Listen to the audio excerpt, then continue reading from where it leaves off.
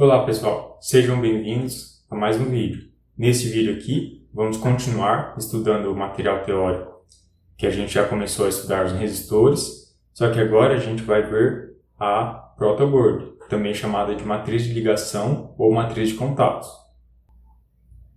Bom, a protoboard ela é um equipamento de laboratório, ela tem este formato aqui que é muito conhecido, muito comum, e a principal função dela é permitir uma montagem rápida de protótipos, ou seja, protótipos são equipamentos de teste.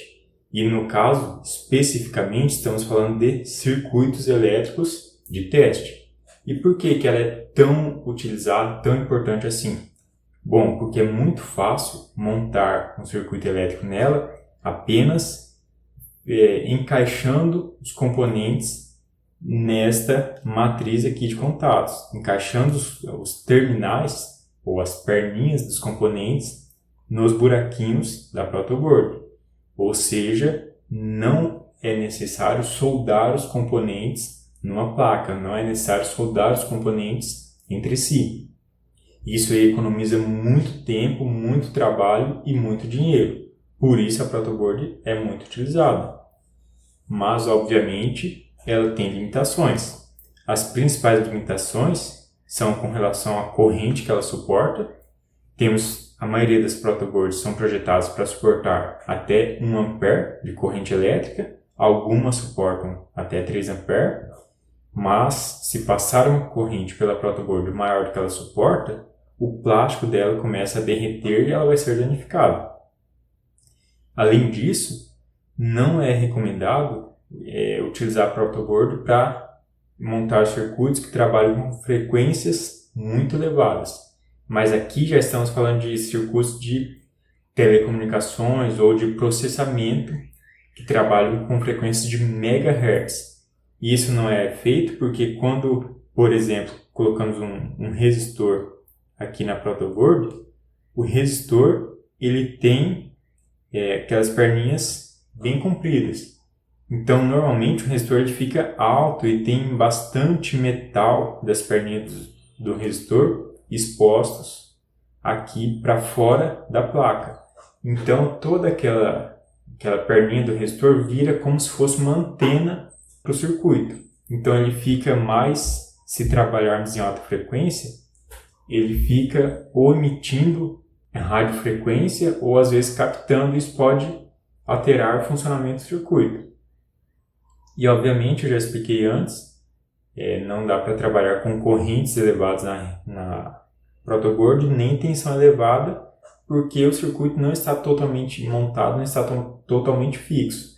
Então é perigoso a gente esbarrar em um componente e ele encostar em outro e gerar um curto-circuito com uma tensão elevada que é perigoso.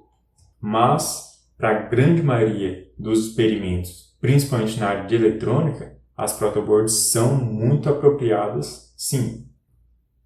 E agora vamos entender como ela funciona. Bom, esse aqui é um tamanho bastante comum de protoboard. Ela tem aqui várias coluninhas. Então dá para a gente pensar que ela tem linhas horizontais aqui e colunas verticais, obviamente. Cada coluna tem 5 buraquinhos. Isso aqui é um padrão das protoboards. Então todos estes buraquinhos aqui, que fazem parte de uma mesma coluna, estão conectados eletricamente. Então lá embaixo da protoboard, por trás desses buraquinhos, existe uma canaletinha metálica que interliga todo mundo. Então, se eu colocar a perninha de um resistor aqui, assim, e a perninha de um outro resistor aqui, a perna desse resistor está eletricamente ligada à perna deste resistor aqui, porque aqui embaixo existe um condutor. Então, toda esta coluna aqui é um único ponto elétrico. E isso vale para todas essas colunas de 5 pontinhos da protoboard. todos estes pontos fazem parte de um mesmo ponto elétrico, porque aqui embaixo existe um condutor que interliga todos os pontos e por ser um condutor considerado um ótimo condutor, a resistência elétrica dele é considerada nula. Portanto, todos estes buraquinhos são o mesmo ponto elétrico. Então, se ligarmos outro resistor aqui,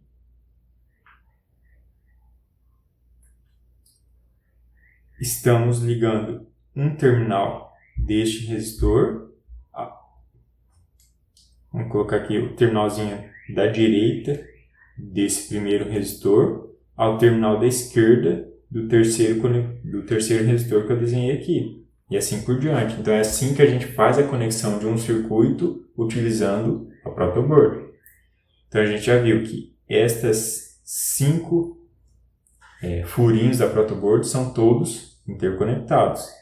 Além disso, existem linhas que fornecem uma conexão mais longa aqui na protoboard. Essas linhas podem fazer ligação desde lá do comecinho até o final da protoboard. Então, todos os pontos nessa linha aqui estão interconectados ou, em alguns modelos, existe uma separação aqui no meio. Os pontos daqui para a esquerda estão conectados e daqui para a direita estão conectados, mas entre eles não tem ligação. Então isso vai depender do modelo da protoboard e só testando para a gente ver. E daqui para frente, em outras aulas, a gente vai ver como fazer esse teste. Então aqui está o resumo de tudo isso que eu acabei de mostrar. Os 5 furinhos, os 5 orifícios da protoboard são interconectados e essas linhas horizontais aqui também são interconectadas. Lembrando que pode haver essa divisão. Então aqui temos, com esses traços em verde claro aqui, parece marca-texto, eles estão representando a interligação entre os pontos da protoboard. Então observem que entre uma coluna e outra não existe conexão. A conexão está só entre os pontos de uma única coluna. São 5 pontos. E daqui para cá também não tem conexão. Só esses pontos aqui e só esses pontos aqui. Este conjunto é separado desse aqui. E lembrando que pode ser que haja a separação aqui no meio. E essas duas linhas, elas são separadas entre si. Não existe conexão entre elas. Simples, né? Então assim a gente encerra este conteúdo de protoboard. Obrigado pela atenção e bons estudos!